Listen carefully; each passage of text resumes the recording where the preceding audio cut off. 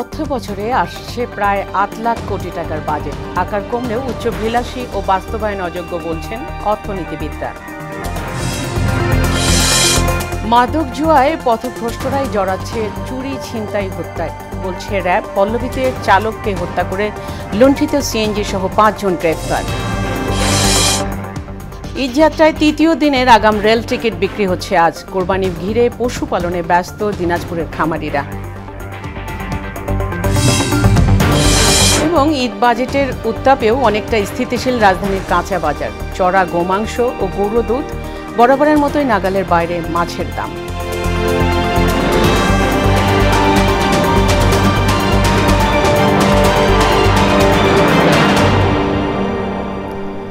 আসসালামু আলাইকুম, সবাইকে মোহনা সংবাদে স্বাগত। শুনছিলেন শিরোনাম, সঙ্গে আছি ফাতেমা রশিদ। এবার বিস্তারিত। মূল্যস্ফীতি নিয়ন্ত্রণকে প্রাধান্য দিয়ে আসছে ৭,৯০,০০০ কোটি টাকার বাজেট।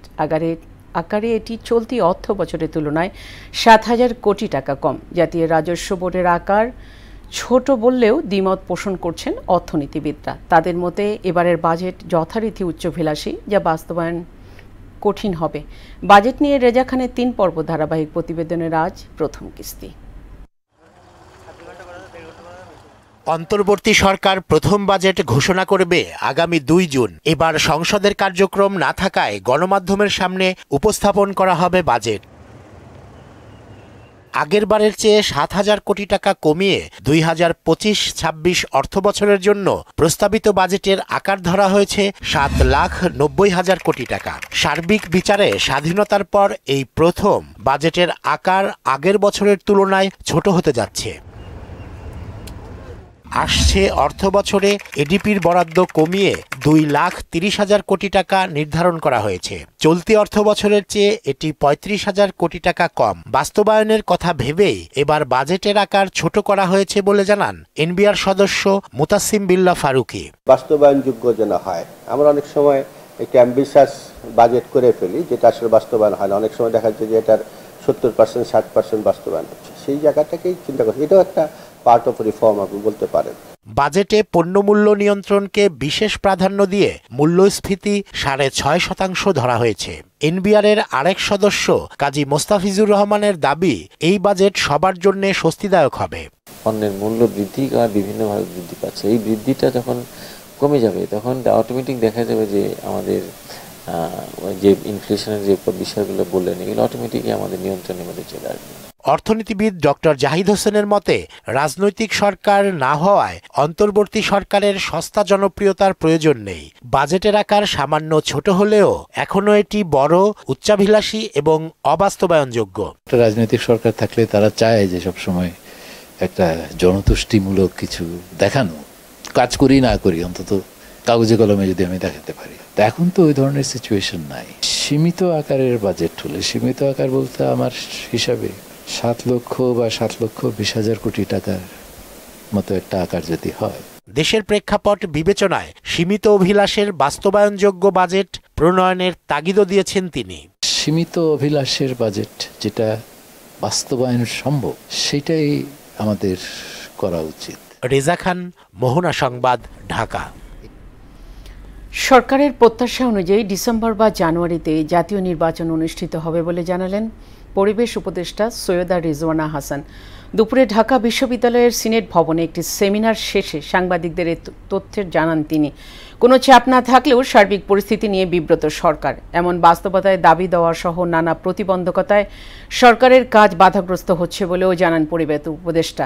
বলেন, শুধু নির্বাচন করার জন্যই দায়িত্ব নেয়নি সরকার, বিচার ও সংস্কার নিয়েও কাজ করাও সরকারের দায়িত্ব। প্রতিবন্ধকতা মোকাবেলা করতে না পারলে সরকারের করণীয় নিয়ে আলোচনার কথাও জানান উপদেষ্টা রেজওয়ানা। অনেক প্রতিকূল পরিস্থিতির মধ্য দিয়ে তো অনেক দূর এগিয়েছে। আমরা একটা নির্বাচনের সময়সীমা বলে দিয়েছি যে ডিসেম্বর থেকে জুনের মধ্যে অবশ্যই হবে। ট্রাইব্যুনাল একটা ছিল, এখন 2টা হয়েছে। আগামীকাল থেকে ট্রায়ালের আনুষ্ঠানিক পর্যায়ে শুরু হবে। কিন্তু জিনিসগুলো স্মুথ যেতে হবে, এইগুলোতে যাতে কোনো রকমের প্রতিবন্ধকতা না আসে, এটা প্রথম থেকে আমাদের একটা আহ্বান ছিল। এখন এই কাজগুলো আমরা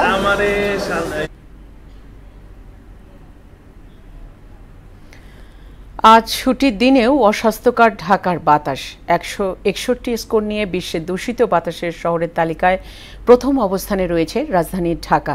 সকাল 8:30টায় সুইজারল্যান্ড ভিত্তিক বায়ুমান নির্ধারণী সংস্থা IQAir থেকে এ তথ্য পাওয়া গেছে। এতে দেখা গেছে দূষিত শহরের তালিকায় দ্বিতীয় অবস্থানে থাকা পাকিস্তানের লাহোরের বায়ুর মানের স্কোর 153। তৃতীয় স্থানে থাকা চিলির সান্তিয়াগোর স্কোর 139। স্কোর নিয়ে চতুর্থ স্থানে রয়েছে সংযুক্ত আরব আমিরাতের শহর দুবাই। আর পঞ্চম স্থানে থাকা ভারতের দিল্লির বাতাসের মান 137। মানদণ্ড অনুযায়ী এই স্কোর অস্বাস্থ্যকর হিসেবে বিবেচিত হয়। মাদক ও জুয়ার নেশায় পথভ্রষ্ট তরুণরা চুরি, ছিনতাই, হত্যার মতো অপরাধে জড়িয়ে পড়ছে বলে জানিয়েছেন র্যাব 4-এর অধিনায়ক লেফটেন্যান্ট কর্নেল মাহবুব। রাজধানীর পল্লবীতে হাতুড়ি পেটা করে চালককে হত্যার ঘটনায় লুণ্ঠিত সিএনজি সহ 5 জনকে গ্রেফতার করার কথাও জানান তিনি। সকালে র্যাব 4-এর সংবাদ সম্মেলনে এসব কথা বলেন অধিনায়ক। SU সেলিমের প্রতিবেদন। গেল 19 মে রাত 9টার কিছু পর সাভারের তালবাগ এলাকায় কথা কাটাকাটির জেরে শাহিন নামে এক যুবককে মাথায় গুলি করা হয়। এতে ঘটনাস্থলে মারা যায় রংমিস্ত্রি শাহিন। চাঞ্চল্যকারী হত্যাকাণ্ডের রহস্য উদ্ঘাটন ও আসামি গ্রেফতারের বিষয়ে সংবাদ সম্মেলন করে র্যাব 4-এর অধিনায়ক লেফটেন্যান্ট কর্নেল মাহবুব। হত্যায় জড়িত মেহেদী হাসানকে অস্ত্রসহ গ্রেফতারের কথা জানান তিনি। কথা কাটাকাটির এক পর্যায়ে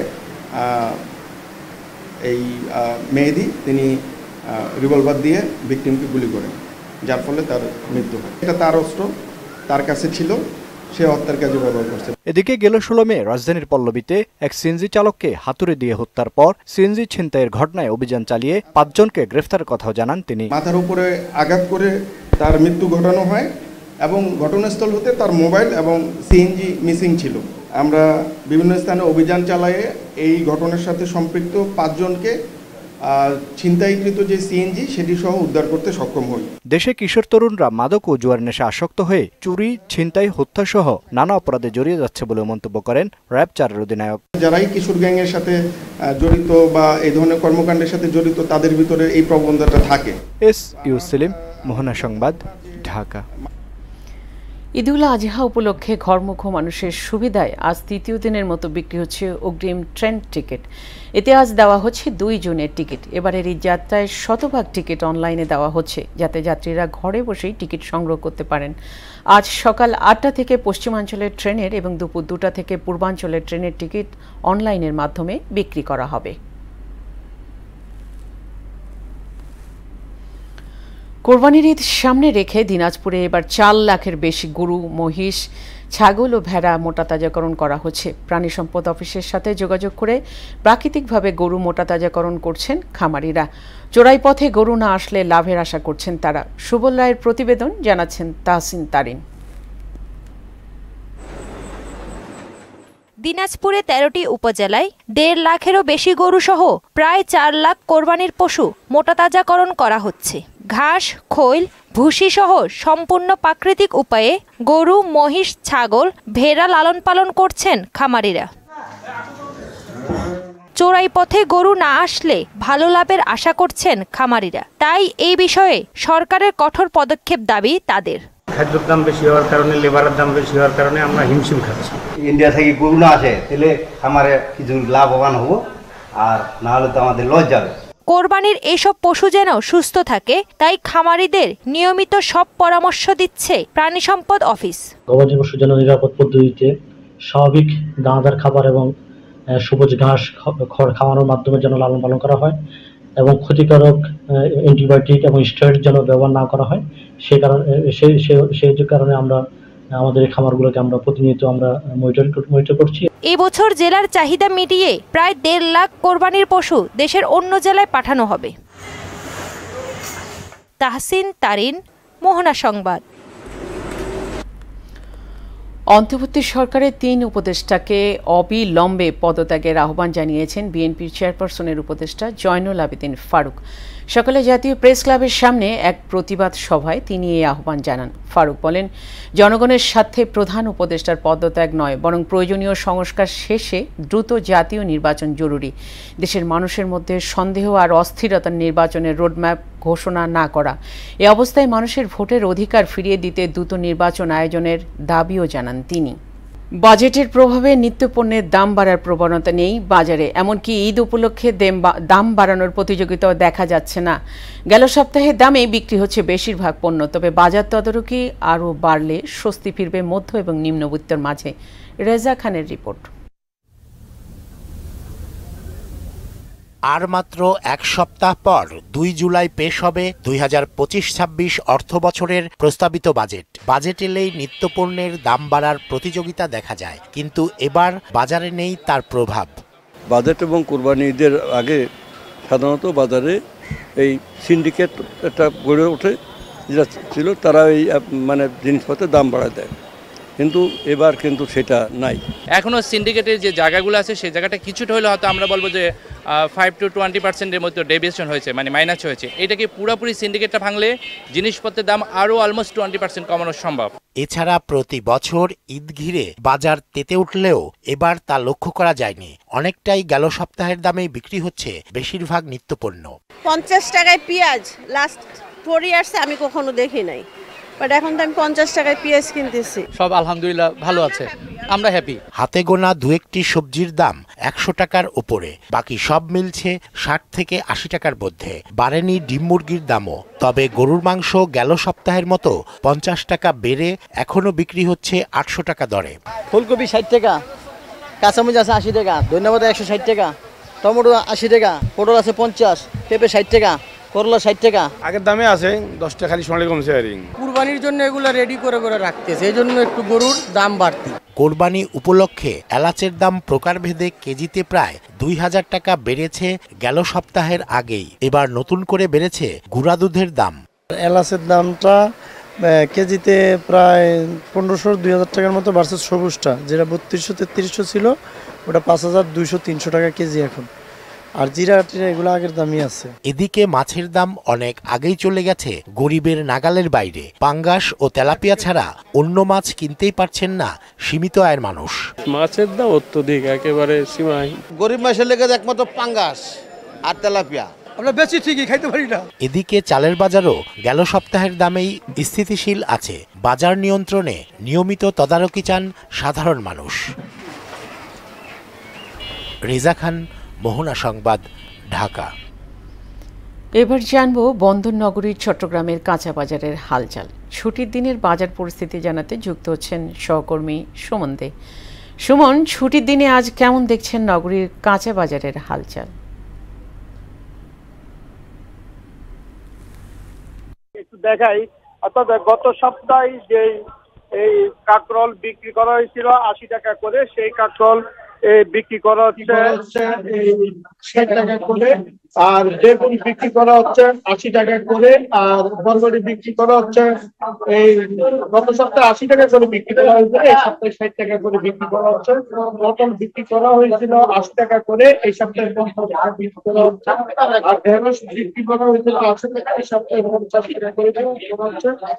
করলা বিক্রি করা হয়েছিল গত সপ্তাহে 80 টাকা করে, 80 টাকা বিক্রি করা হচ্ছে। আর কাঁকরোল বিক্রি করা হয়েছিল গত সপ্তাহে 100 টাকা করে, এই সপ্তাহে 80 টাকা করে বিক্রি করা হচ্ছে। আর শসা বিক্রি করা হয়েছিল 80 টাকা, আর এই সপ্তাহে বিক্রি করা হচ্ছে 30 টাকা করে। তবে 30 টাকার টমেটো এখন বিক্রি করা হচ্ছে 80 টাকা করে, অর্থাৎ টমেটো ছাড়া সব এই কিছু দামে কিন্তু এই কমতে শুরু করেছে। আর অন্যদিকে যদি মাছের বাজার বলি, মাছের দাম যেহেতু সামগ্রিক মাছ ধরা বন্ধ রয়েছে, সেই কারণে যে পুকুরের মাছ রয়েছে পর্যাপ্ত মাছ থাকলেও কিন্তু দাম কেজিতে 30 থেকে 40 টাকা বেড়েছে। আর অন্যদিকে ব্রয়লার মুরগি গত সপ্তাহ দামে বিক্রি করা হচ্ছে 170 টাকা, কোথাও কোথাও 180 টাকা করে বিক্রি করা হচ্ছে। অন্যদিকে সোনালী মুরগি বিক্রি করা হচ্ছে 280 টাকা করে। তবে ব্রয়লার মুরগির যে ডিমের দাম গত সপ্তাহের তুলনায় এই সপ্তাহে প্রায় 10 টাকা করে ডজন প্রতি বেড়েছে।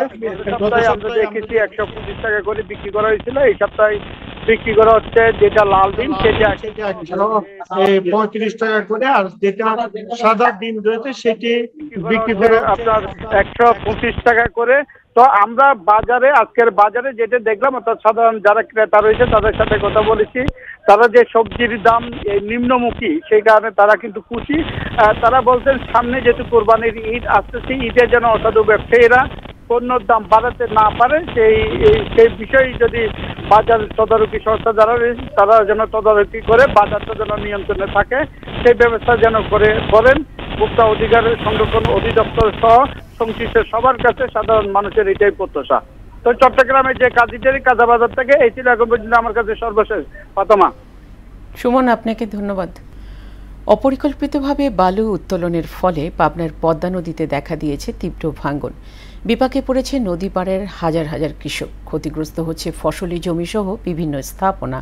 তবে জেলা প্রশাসকের পক্ষ থেকে প্রতিনিয়তই অভিযান চলছে, তবুও থামছে না বালু উত্তোলন। হুজ্জাতুল্লাহ হীরার প্রতিবেদন, জানাচ্ছেন আফরিন পপি। অপরিকল্পিতভাবে বালু উত্তোলনে নদীগর্ভে বিলীন হচ্ছে পাবনা সদর উপজেলা সহ ঈশ্বরদী, সারাঘাট ও সুজানগর উপজেলার শত শত বিঘা ফসলি জমি। পদ্মা নদীর এমন ভাঙনে দিন দিন কমছে ফসলি জমি, সেই সাথে ভাঙছে নদীপাড়ের কৃষকদের স্বপ্ন। বড় ধান কেউ কেউ রিজান করছে, সব নষ্ট হয়েছে বালু ফেলায়া। এ দেশের লোক বাধা দিলে মানে না। বালু উত্তোলনের কারণে অনেক জায়গাতে রাস্তাঘাট ভেঙে যাচ্ছে। ড্রেজার মেশিন দিয়ে প্রতিদিন লাখ লাখ টাকার বালু উত্তোলন করছে প্রভাবশালী মহল। তাতে কোটি টাকার রাজস্ব হারাচ্ছে সরকার। সব জেনেও যেন দেখার কেউ নেই। সারাঘাট আগে বহুত ফাঁকা ছিল, আর ভাঙতে ভাঙতে মোর্চে চতুর্থ পায়ে গেছে। ভাঙতে ভাঙতে মোর্চে স্কুল ভেঙে চলে যেতে পারে এবার বর্ষায়। বালু উত্তোলনের ফলে নদী গভীরতা বাড়ছে এবং গভীরতার কারণে নদীর পাড় আস্তে আস্তে ধসে পড়ছে। শুধু তাই না, বালু উত্তোলনে ঈশ্বরদী সারা ইউনিয়নের নদী রক্ষা বাঁধ সহ হুমকির মুখে পড়ছে লালন শাহ সেতু ও হার্ডিন্স ব্রিজ। তবে নিয়মিত অভিযান চলছে জানিয়ে প্রয়োজনীয় ব্যবস্থা গ্রহণের কথা বললেন জেলা প্রশাসক। বালু মহালগুলোতে আমাদের কোনো ইজারা দেওয়া কোনো বালু মহাল নেই। যারা আছে সেগুলো অবৈধভাবে কেউ কেউ রাতের আধারে বালু উত্তোলন করে, সেগুলো তো আমরা ব্যবস্থা নিচ্ছি রেগুলারই। প্রতি বছর এভাবেই নদী ভাঙনে নদী পাড়ের মানুষ হারায় জমি বাড়ি সহ সহায় সম্বল। তাই ভাঙন রক্ষায় অপরিকল্পিতভাবে বালু উত্তোলন বন্ধে চান প্রশাসনের কঠোর পদক্ষেপ। আফরিন পপি, মোহনা সংবাদ। আন্তর্জাতিক প্রসঙ্গ। গাজায় ইসরায়েলি হামলায় নতুন করে 85 ফিলিস্তিনি নিহত হয়েছে। ত্রাণ সহায়তা বন্ধ থাকায় গত কয়েকদিনে অনাহারে প্রাণ গেছে আরও 29 জনের। এ তাণ্ডবের নিন্দা জানিয়ে গাজায় দ্রুত মানবিক সহায়তা প্রবেশের পদক্ষেপ চেয়েছেন গ্রিসের প্রধানমন্ত্রী কিরিয়াকোস মিৎসোতাকিস। এদিকে ইসরায়েলের বিরুদ্ধে পাল্টা ব্যবস্থা নেওয়ার হুমকি দিয়েছে ইরান। অন্যদিকে হার্ভার্ড বিশ্ববিদ্যালয়ে আন্তর্জাতিক শিক্ষার্থীদের ভর্তিতে নিষেধাজ্ঞা দিয়েছে ট্রাম্প প্রশাসন। বিস্তারিত কাজী শাহরিনের ডেস্ক রিপোর্টে। ইসরায়েলি বর্বরতায় গাজায় থামছে না মৃত্যুর মিছিল। প্রতিদিন নৃশংস তাণ্ডবে বাড়ছে প্রাণহানি। গত 24 ঘন্টায় ইসরায়েলি বিমান হামলায় প্রাণ হারিয়েছে আরও 85 ফিলিস্তিনি। আহত হয়েছে 250 শতাধিক। 18 মাসের বেশি সময় ধরে চলা বর্বরতায় প্রাণহানি পৌঁছেছে 53,800। ওদিকে গত কয়েকদিনে গাজায় শুধু অনাহারেই মৃত্যু হয়েছে 29 জন শিশু ও বৃদ্ধের। গাজার স্বাস্থ্য মন্ত্রণালয় বলছে হাজার হাজার মানুষ এখনও চরম খাদ্য সংকটে ভুগছেন এবং অনাহারে মৃত্যুর ঝুঁকিতে রয়েছেন। গাজায় ইসরায়েলি এ তাণ্ডবের নিন্দা জানিয়েছে গ্রিস। এছাড়া সেখানে সামরিক অভিযান বন্ধ করতে হবে বলে মন্তব্য করেছেন গ্রিসের প্রধানমন্ত্রী কিরিয়াকোস মিৎসোতাকিস। একই সঙ্গে গাজায় মানবিক সহায়তা প্রবেশের অনুমতি দেওয়ার জোর দাবিও জানান তিনি। এদিকে ইসরায়েলের বিরুদ্ধে পাল্টা ব্যবস্থা নেয়ার হুমকি দিয়েছে ইরান। যুক্তরাষ্ট্রের সংবাদ মাধ্যম এক্সিওস জানায়, ইরান ও যুক্তরাষ্ট্রের মধ্যে পারমাণবিক চুক্তি আলোচনা ভেস্তে গেলে ইসরায়েল তাৎক্ষণিকভাবে ইরানে হামলা শুরু করবে। এর জেরে দেশটি বলেছে, আন্তর্জাতিক সম্প্রদায় যদি কার্যকর ব্যবস্থা না নেয় তাহলে নিজেদের পারমাণবিক অবকাঠামো রক্ষায় তারা ইসরায়েলের বিরুদ্ধে বিশেষ ব্যবস্থা নিতে বাধ্য হবে। হার্ভার্ড বিশ্ববিদ্যালয়ের বিদেশি শিক্ষার্থী ভর্তির অনুমোদন বাতিল করেছে ট্রাম্প প্রশাসন। যুক্তরাষ্ট্রের হোমল্যান্ড সিকিউরিটি মন্ত্রী ক্রিস্টি নোয়েম জানিয়েছেন, হার্ভার্ড বিশ্ববিদ্যালয়ের student and exchange visitor program সনদ বাতিল করা হয়েছে। তিনি আরও জানান, ক্যাম্পাসে সহিংসতা, ইহুদি বিরোধী মনোভাব এবং চীনা কমিউনিস্ট পার্টির সঙ্গে সমন্বয়ের অভিযোগে এ পদক্ষেপ নেওয়া হয়েছে। তবে একে আইন বহির্ভূত বলে উল্লেখ করেছে হার্ভার্ড প্রশাসন। কাজী শাহরিন, মোহনা সংবাদ। 13 বছর পর রিয়াল মাদ্রিদ ছাড়ার ঘোষণা দিলেন ক্রোয়েট মিডফিল্ডার লুকা মডরিচ। নিজের ইনস্টাগ্রামে অ্যাকাউন্টে এক পোস্টে এ ঘোষণা দেন 39 বছর বয়সী এই ফুটবলার। আগামীকাল মাদ্রিদের জার্সিতে রিয়াল সোসিয়েদাদের বিপক্ষে ম্যাচ দিয়ে তার শেষ হবে লা লিগা অধ্যায়। এরপর লস ব্লাঙ্কোসদের হয়ে জুনে ক্লাব বিশ্বকাপে অংশ নেবেন। এরপরই রিয়াল মাদ্রিদ থেকে তিনি বিদায় নেবেন। মডরিচ 2012 সালে যোগ দেন মাদ্রিদে। ক্লাবটির হয়ে দীর্ঘ 13 বছরে 6টি চ্যাম্পিয়ন্স লিগ, 4টি লা লিগা, 5টি করে Spanish super cup, European super cup ও ক্লাব বিশ্বকাপ এবং একটি ইন্টারকন্টিনেন্টাল কাপ জয়ের সাক্ষী তিনি। শেষ করব মোহনার সংবাদ যাওয়ার আগে শিরোনামগুলো আরও একবার।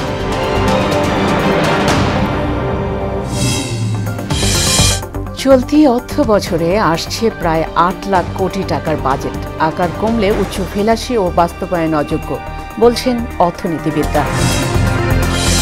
মাদক জুয়ায় পথভ্রষ্টরাই জড়াচ্ছে চুরি, ছিনতাই, হত্যায় বলছে র্যাব। পল্লবীতে চালককে হত্যা করে লুণ্ঠিত সিএনজি সহ 5 জন গ্রেফতার। ঈদযাত্রার তৃতীয় দিনের আগাম রেল টিকিট বিক্রি হচ্ছে আজ। কুরবানি ঘিরে পশুপালনে ব্যস্ত দিনাজপুরের খামারিরা।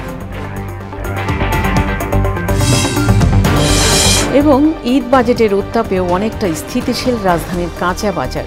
চড়া গোমাংস ও গুঁড়ো দুধ, বরাবরের মতোই নাগালের বাইরে মাছের দাম। এই ছিল মোহনার সংবাদে। পরবর্তী সংবাদ বিকেল 5:30টায়। এর আগে বিকেল 3টায় দেখবেন সংবাদ এক নজরে। মোহনার সবশেষ খবর জানতে